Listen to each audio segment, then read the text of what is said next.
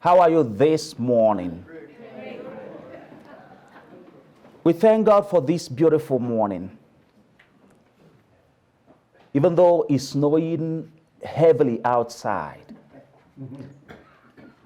it's one of the gifts of nature that God has granted us to look from outside of our house and see how beautiful the mountains can look, how beautiful the streets are, how beautiful the gifts of nature.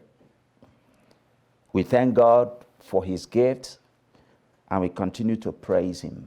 And I thank God for your faith making it to church today. The theme of our homily is morning dawn of glory. Morning dawn of glory. It's drawn from the beautiful story of divine visitation in the first reading, also recapped in fulfillment in the gospel. First, Isaiah chapter 8 speaks of Zebulun and Naphtali. First, the Lord degraded the land of Zebulun and the land of Naphtali. But in the end, he has glorified the seaward road, the land west of the Jordan, the district of the Gentiles. In the year 732 BC,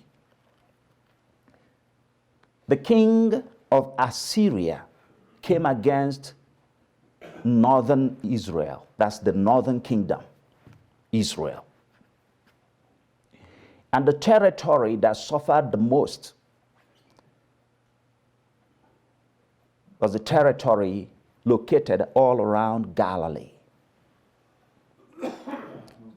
Zebulun and Naphtali were located by the southwest, the east of Galilee, looking towards the Sea of Galilee. They were decimated by this pagan king. Many of them were exiled. Terror, hunger, hopelessness. If you read a little before the reading of today, some verses before the verse we have in the reading today of Isaiah chapter 8, maybe go to verse 21 and 22, you will see describes the mood of the people. As they were being exiled, they were completely hopeless.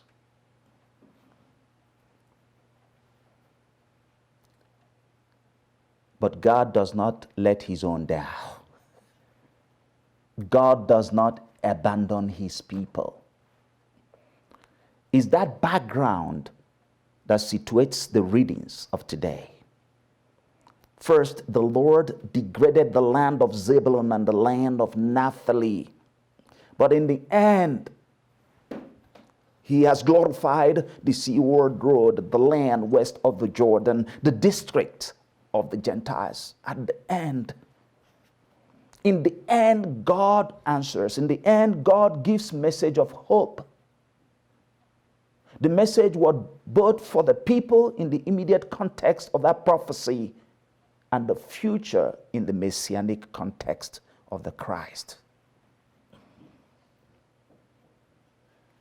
Sometimes we are like Zebulun and Naphtali. Maybe we are broken and thrown down. Maybe we are hopeless and dejected, completely decimated.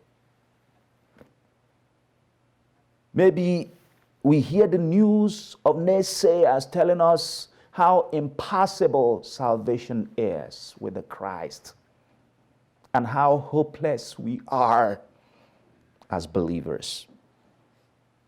But then God speaks, God intervenes.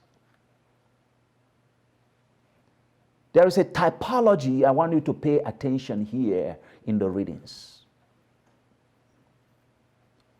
The first part of Israel ever conquered by a pagan king was Galilee. And that was this story.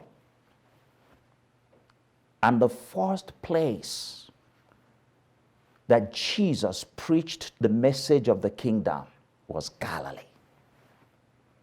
Do you see that typology? The people that suffered the most of depression and hopelessness, to them, the Christ visited and preached the good news of the kingdom first. Galilee. What do we draw from there? The depressed, the hopeless, the down and almost out are the right candidates of divine visitation. Those who feel my case is over, there is no hope for me, there is no salvation for me, to those people, God is closer. And in our spiritual life, we realize sometimes we are in that situation. Sometimes we are like the people of Zebulun and Naphtali, who, by the way, were among the 12 tribes of Israel. Their visitation reminds us of divine visitation. It reminds us of what Christ is to the whole world. Those in darkness, the morning dawn of glory is here. Those wallowing in ignorance of unbelief, Christ is the light.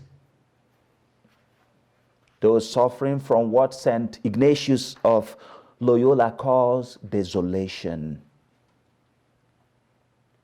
the hope is here.